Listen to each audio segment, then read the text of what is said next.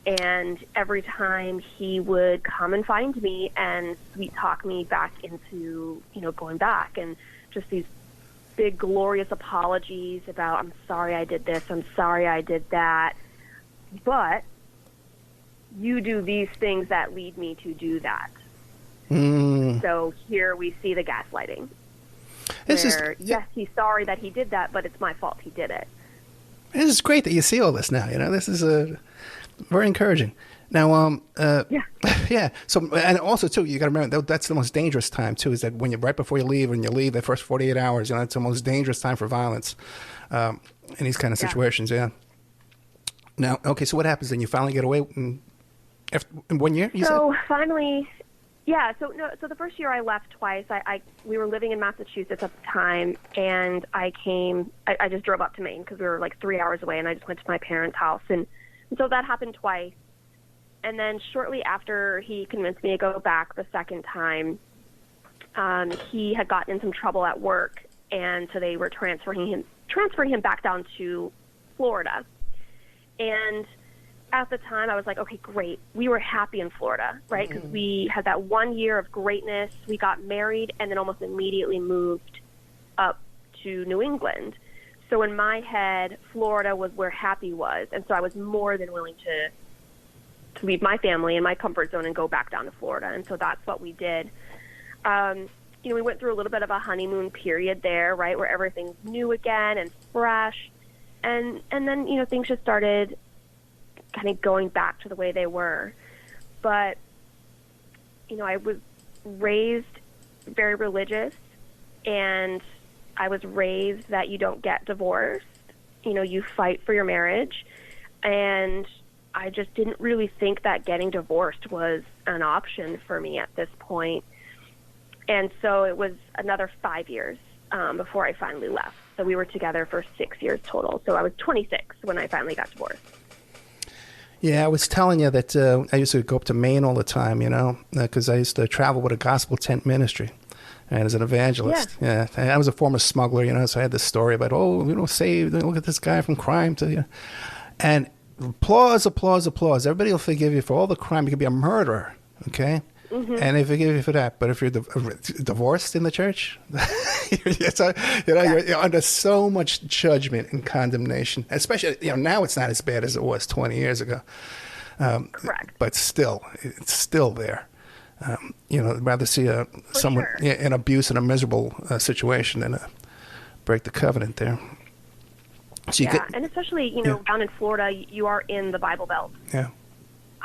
So, it's bad up in Maine, mostly because Maine is just really, everywhere you go in Maine is small towns for the most part.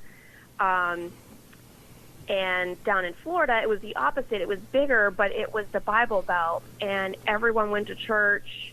Everyone thought Jesus could fix everything for you. And sometimes fixing something means you have to break it and leave. Yeah, especially when he's this kind of a, what is that called? Personality disorders, like narcissism. Yeah. Now, this is all so fresh, 21 to 26. You just had a baby, so there just can't be. This is all. I don't want to, I don't want to start hinting around for how old you are. That would be rude of me. No, actually, September was the 10-year anniversary of my divorce. Okay. Oh, okay. All right. Yeah. I can do the math. Okay. So what do you call it? So, and you just had your first baby. Okay. So then I guess the next. Now, what about when you two were apart? Was any problems with him when you were apart? So this is interesting. I basically hid myself for 2.5 years from him. So when I left, it was kind of the worst night. We had. Yeah. In a roundabout way, we had decided that we were getting divorced, and it had been his idea, kind of unbeknownst to me, but I had inclinations. He was having an affair, and so he was losing interest in me, which was a blessing in disguise, right? Because he had lost enough interest in me that I could get out and I could leave. And so he had brought up divorce and then was like, well, let's just put a pin in this, think about it for a few days, and come back and talk about it later. And so this was right after Christmas, And I thought about it for a few days, and I came back to him and said, have you given it any more thought? He said, nope. And I said, well, I have, and I think that we should get a divorce. And he just very nonchalantly grabbed a soda out of the refrigerator and said, okay, and then walked into the bedroom. So at the time, we still had like 3 months on our lease, and I said, well, I can just move into the spare bedroom for now. You stay in the master, and when our lease is up, we'll go our separate ways. And so he was fine with that.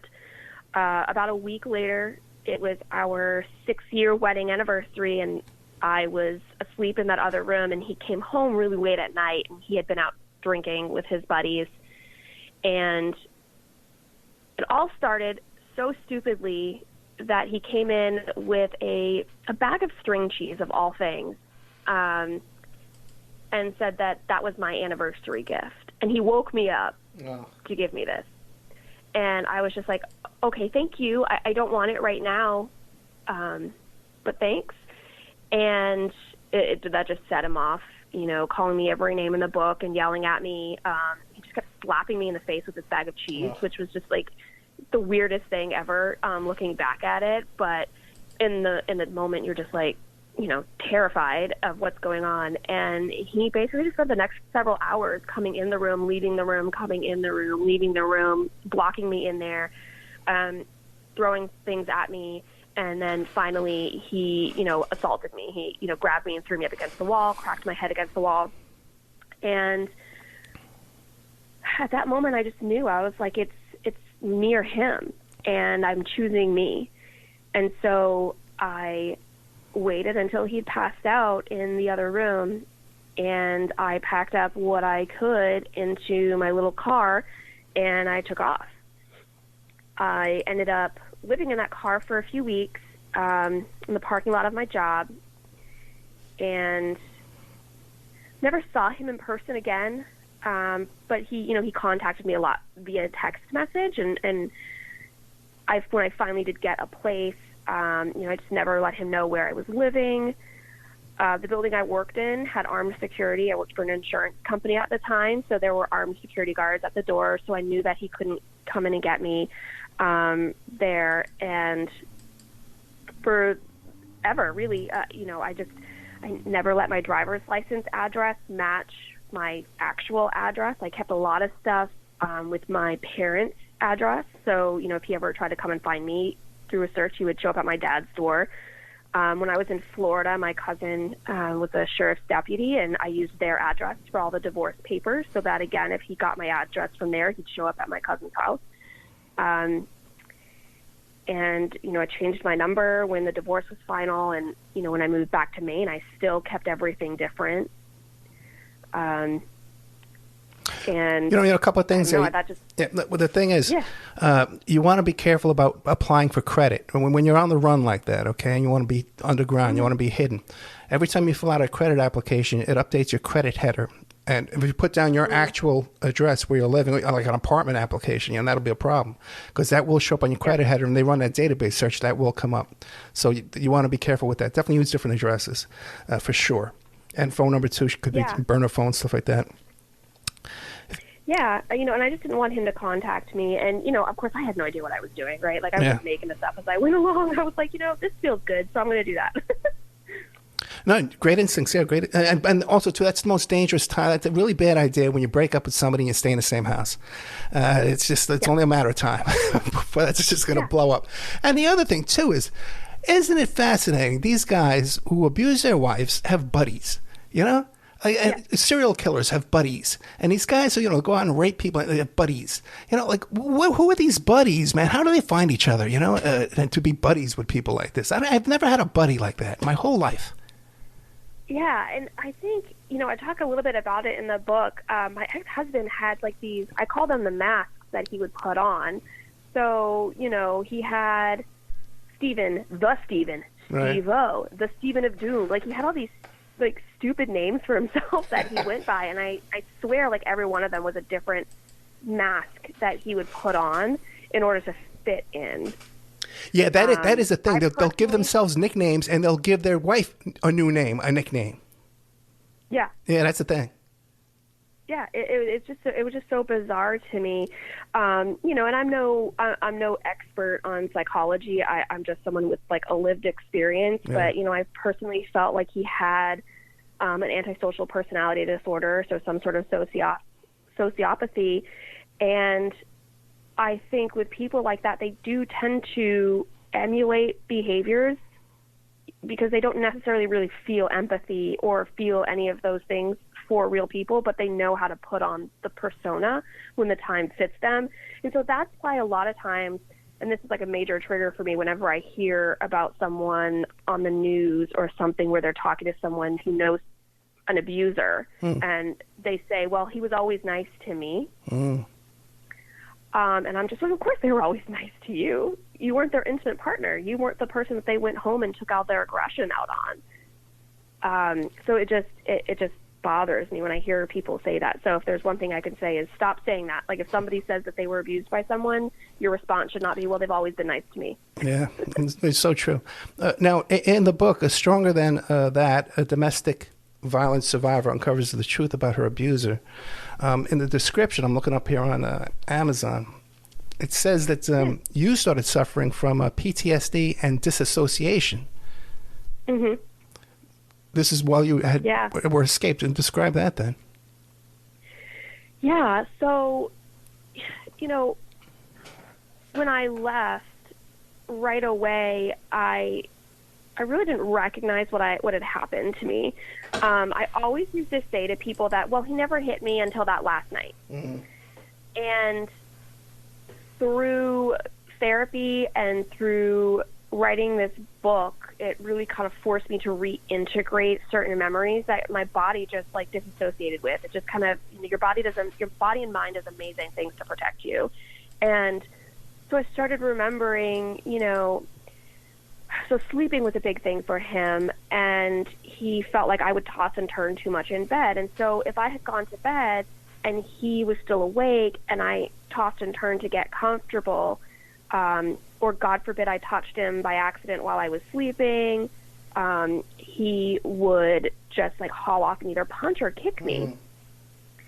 And in my head, I was just like, oh, he just wakes up angry. Like, I don't know why, to me, that never registered as abuse, but it just didn't. Like, I found a way to reason it away in my head. But, you know, I would wake up with bruises on my hips and my thighs from getting kicked at night.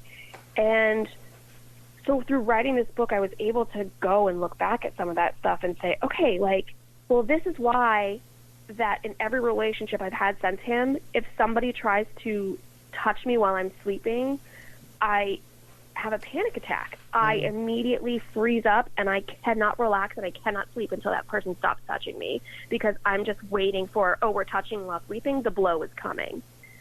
And there's a lot of other things. You know, he was a very aggressive dude, and you know, we would be in the car and he was such an aggressive driver. I mean, I remember an incident where he literally threw a battery out of the sunroof at the car behind him because he felt like they had cut him off or something. And so, you know, he started like this road rage incident, and he would do things like that would scare me. And obviously when you get scared, you kind of do a little, you know, you gasp and you grab the handle on the car, and he would fly off the handle whenever I did that and start, you know, yelling and screaming at me. And with my current husband, we got cut off one day in the car, and I did that gasp, and I immediately started like almost on the verge of tears, profusely apologizing to him for having a reaction. And he's just looking at me and says, I don't understand why you're apologizing to me right now. Like, that was scary. And it just took me a minute to be like, oh, you know, this is a trauma response. I got triggered by that, and it brought me right back emotionally to where I would be with my ex-husband when stuff like this would happen. Real quick, before we move on, that battery thing, and that's a thing. People will keep golf balls or batteries and things like that to throw out the window with other cars. Was the battery just handy, or did he keep it there? Was there a reason that battery was there? Whatever was in the center console, it would either be like a dead battery, or he had pennies, like whatever was in that center console that he could grab. He could just open the sunroof and just chuck it out. Yeah, because people, they keep batteries in the car, and they keep golf balls. to throw at another guy. Insane, man. Now, what happens now? Somehow he winds up, this is where the book takes a turn from these other stories I always hear, because he committed suicide. Now, what was the circumstances of that? And that caused you to go and investigate his suicide to find out what made this guy tick. This is all new. What do you have here? So his mom called me one night out of the blue, and it was late at night, and I missed the call, and when I got to my phone, just like a minute or two later, I don't know, something in me was just like, okay, something's up with Steven. So I call her back, and I didn't even say hi. I was like, what happened to Steven? And she said that they found his body in the woods, and it was either homicide or suicide.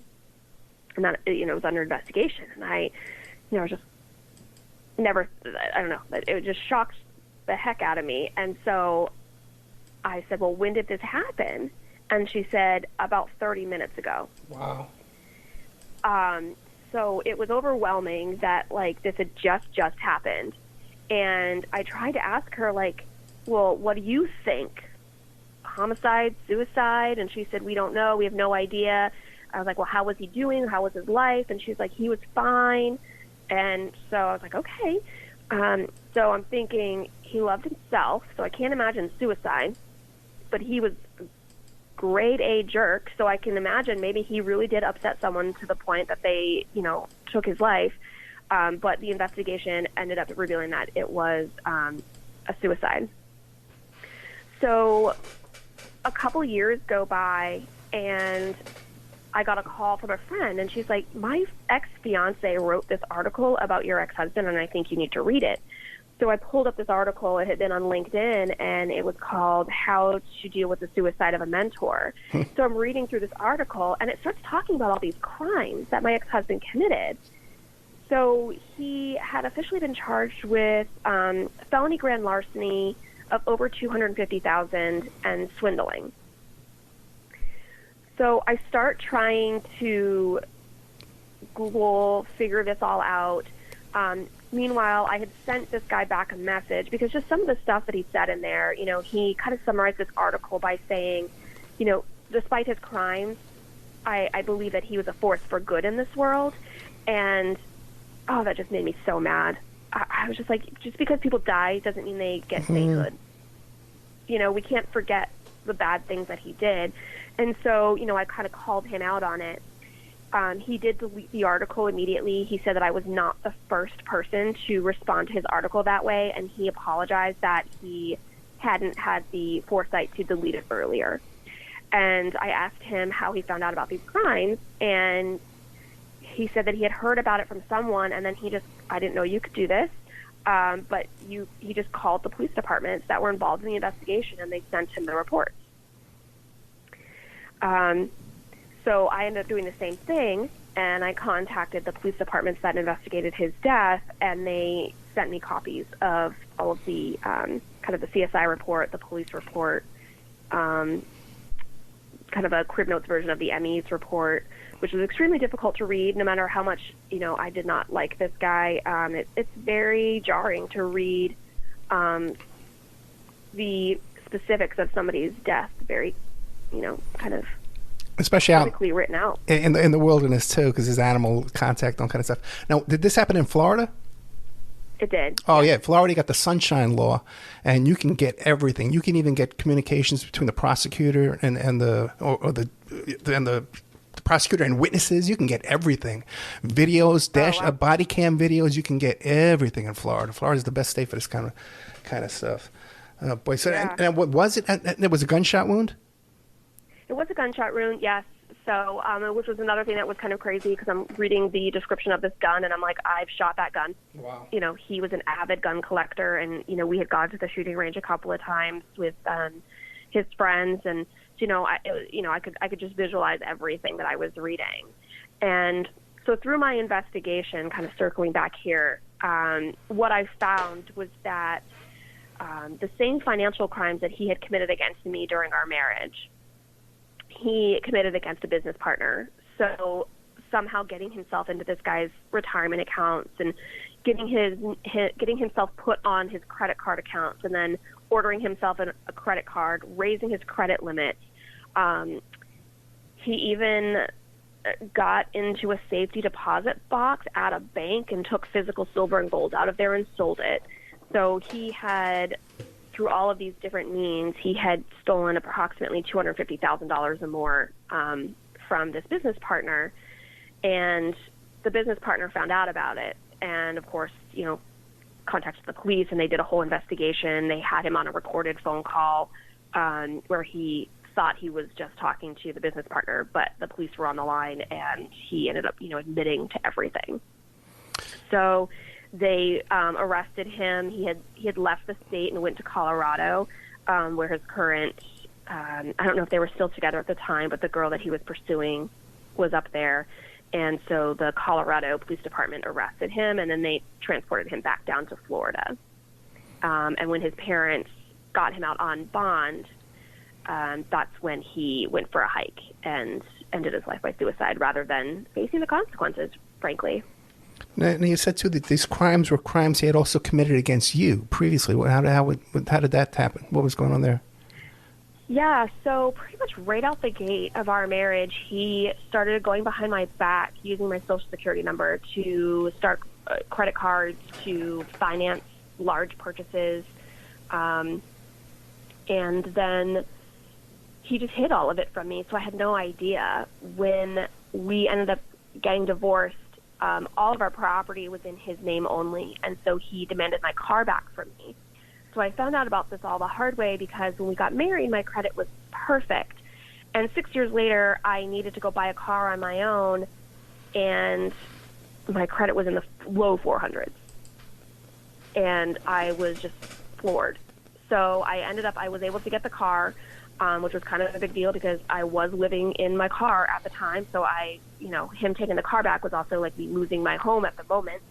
And so I got this car with a crazy 16% interest rate, and I went back home and I pulled my credit reports, and I just found all of this bad debt. It was over $30,000 in bad debt that he had taken out and hid from me and never made any payments on. Now, if I recall right, aren't you in the finance business right now? I am. So part of my story really spurred me to become a financial professional, understand this stuff. I spent a couple years as a financial advisor, working, mostly doing like retirement income planning, which is not necessarily what I wanted to do with it. I really want to just like help women. So I volunteer at some domestic violence advocacy programs, working with women to create budgets. A lot of these women, believe it or not, either never have, or it's been years since they've had their own checking account. Like they don't know how to do any of this stuff anymore. Oh no, that's extremely common. That's extremely common. Yeah, I mean, the husband has taken control of everything. There's a concept out there that I didn't know about until I started doing research on this. I knew what had happened to me, but I didn't realize it had a name, and that's coercive debt. And so this is something that happens so often that it has been named. And financial and economic abuse is one of the main ways that the abusers control and keep you in the relationship. The numbers are staggering. If you look at it, it's 1 in 3 women, have been in an abusive relationship. 98% of those women say finances was a factor, and 75% of those women say the whole reason they couldn't leave was because of finances.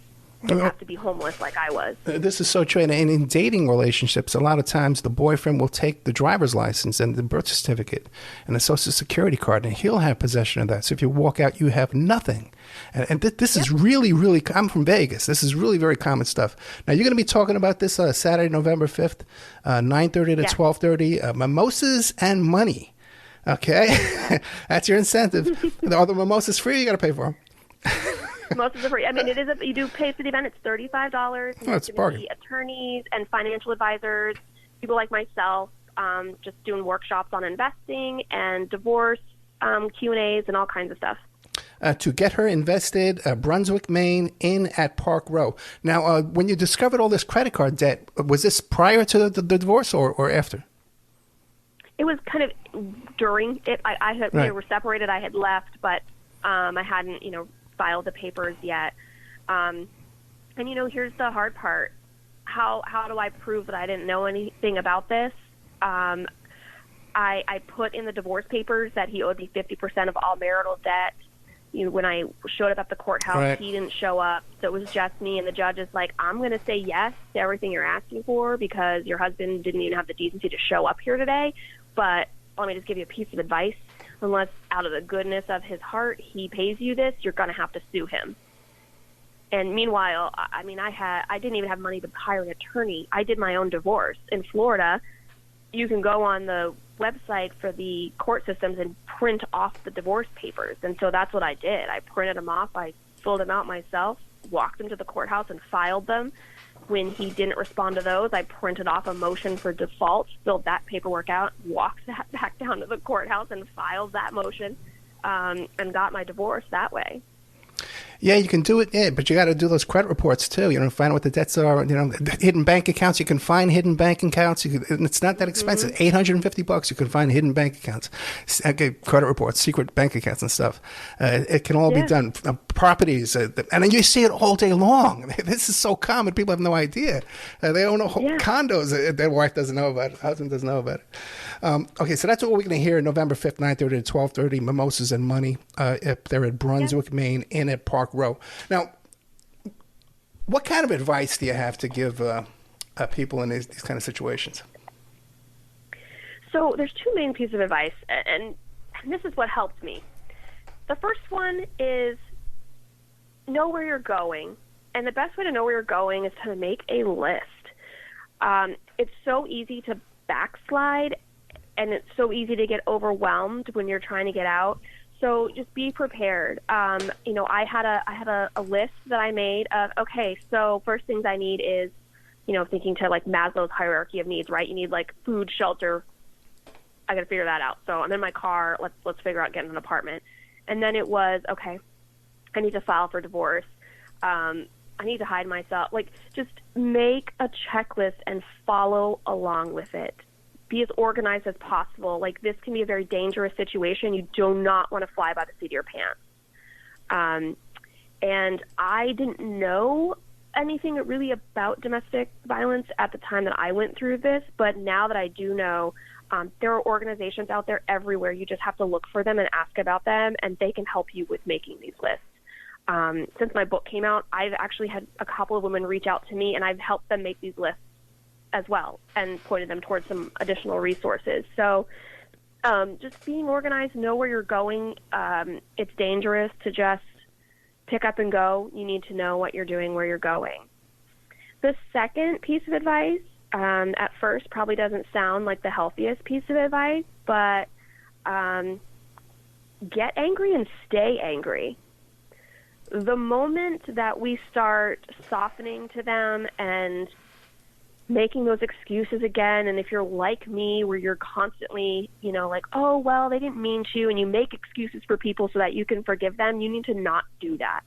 I got really angry, and I stayed angry, and anytime I felt myself softening, I would just run through the list of all the things that he would do to me, and I would just keep myself angry and fuel the fire, and that's really what kept me moving forward. Eventually, though, that anger has to go away for your own, soul, for lack of a better term. And it sounds so easy. Get angry, stay angry, and then forgive them. It's not easy. It's super hard. I've been in talk therapy on and off since my divorce, 10 years ago, and it's a constant struggle. But you have to forgive them, and it's not for them, who gives a crap whether they want to be forgiven or not. It's for yourself. I just find that hanging on to the anger for too long after you're done with it, can really just eat away at your soul, and you never fully heal and move on. But I definitely think your emotions, especially fear, anger, they're there to protect you, but you use them. Don't let them control you. Yeah, that angry thing, that's such a delicate balancing act, because you're right. You're in a habit, you're living in the same place. Nobody wants to move. Nobody wants to pick up and go to another place. Uncertainty out there. You don't know. The devil you're sleeping right next to me. You know what you got. God forbid, who knows what's out there, right? So you want to stay angry, but then again, too, especially if there's kids involved, you can get so bitter and so involved in this revenge that the lawyers would just pick you dry, take every penny. Your kids would be wind up in misery, custody evaluations. It could be a nightmare that could go on for 18 years. If you have, if you have a newborn, this could go on for the next 20 years of your life. You could be living in misery, and it's so easy to happen. And there's so many people with a vested interest in creating that type of situation: lawyers and judges and custody evaluators, appraisers, all these kind of guys. Now, there's definitely like the vultures, right, that come in that, I mean, for lack of a better term, like they make a living off of this industry of divorce. Of misery. But there's also, family members that don't understand, and they, like there's a healthy level of anger, right? You need to stay mad about what happened to you, but like you were saying, like don't let it lead to bitterness. And people who've never been in an abusive relationship, they don't understand the difference between an argument with me and my ex-husband versus an argument with, for example, my now husband. If my now husband like does something that irritates me, I can turn and look at him and be like, bro, go sleep on the couch. But if I said that to my ex-husband, I would not be 100% sure that he wouldn't either like beat the snot out of me or kill me. So it's so hard because people are just like, take him for everything that he's worth. And people said that to me when I was getting my divorce. And I said, no, I want one thing, and that's my freedom. Yeah, it's so true. When you were saying before about the situation of touching him in his sleep, I had a case once, these witnesses, I had to go to interview these two witnesses that were staying at this extended stay motel, budget suites. And after meeting with them a couple of times, I could tell that the woman was being held there against her will. Not against her will, she was just totally hypnotized and under mind control by this freaking guy. But he was definitely seriously abusing her. She had no freedom whatsoever. She had no clothes to leave. She had no slippers. Okay? And one of the things with her was, I can't wake him up. I can't wake him up. He gets so mad if I wake him up. Just like the terror in somebody's voice. And there's so many people out there living like this. People have no idea. I've done whole shows about it. Just the people I've met in my personal life. It's just so... So how's the book been received since the book came out? Because it's a totally new kind of a twist on these kind of stories. Yeah, so far I've gotten a lot of positive feedback. My DMs on Facebook, basically I get a message almost daily at this point of someone who's read the book, and they just either want to tell me their own story of survival, and maybe they've never felt comfortable doing it before because we're all afraid of being judged when we get vulnerable enough to tell these stories. And so they're finally finding someone that won't judge them, understands them, and they can tell me what happened, and I can empathize with them. And then, like I said, I've had people who are in situations currently reach out to me, and not even just intimate partner violence. There's other relationships that don't include physical violence, but it could be, I have one person who reached out to me, their spouse has a drinking problem, and it's just, or their husband's just a narcissist. He's never like physically hurt them, but like they're just abusive in other ways, and so they're finding camaraderie and they're reaching out to me, and it's overwhelming, but also extremely, it's an extreme honor for them to trust me with their stories and to kind of invite me into this like most intimate part of their life, especially because my abuser is no longer alive. I'm safe to tell my story where others may not be. Yeah, that is so true. But because I was even going to, before I realized that the suicide, I was going to ask you, hey, have you had any problems with this guy since the book came out?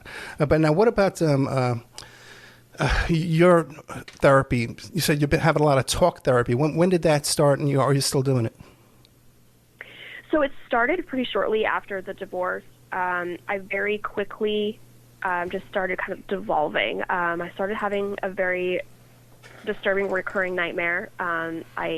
I kind of give all the details in the book, and I was overwhelmed with the divorce. I was working full time. I was a full-time grad student. I was working on my MBA at the time, but I couldn't sleep because I would have this nightmare over and over again about my ex-husband. And so I kind of got to the point myself where, I was battling thoughts of suicide. You know, I was overwhelmed. I didn't know how to get out of where I was going.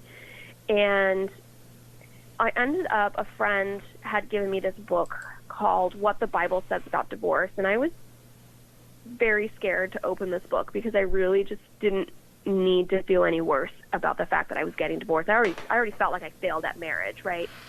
And so I had woken up from the nightmare again and was just feeling at the end of my rope, and I rolled over and I saw the book. I picked it up and I opened it, and the page fell open, and it was this verse from the book of Isaiah.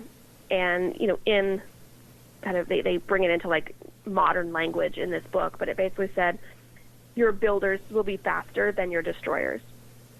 And it was a kind of a turning point for me where, you know, I knew who was destroying me, and that was my ex-husband. And I grabbed a notebook and I started like a pro and cons list, except it was builders and destroyers. And I just started writing all of the people in my corner down. And the list of people helping me and building me up was way bigger than the one person who was destroying me. And I told myself, we will build faster than he can destroy us. And then next to that on my nightstand was the employee assistance flyer that my work had just passed out, and it had an 800 number for 24 hours a day that you could call and talk to a mental health professional. And so I picked up the phone and I called.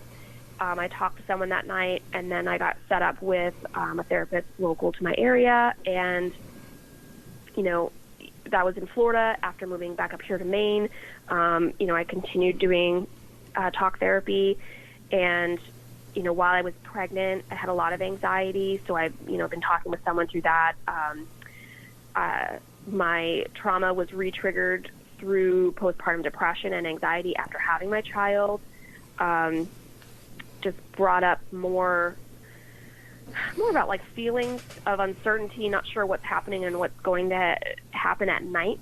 And, you know, my ex-husband, you come home around 5:30 every night. And so for some reason, after I had my baby, 5:30 every night, I'd have a panic attack and anxiety, and I would just start crying.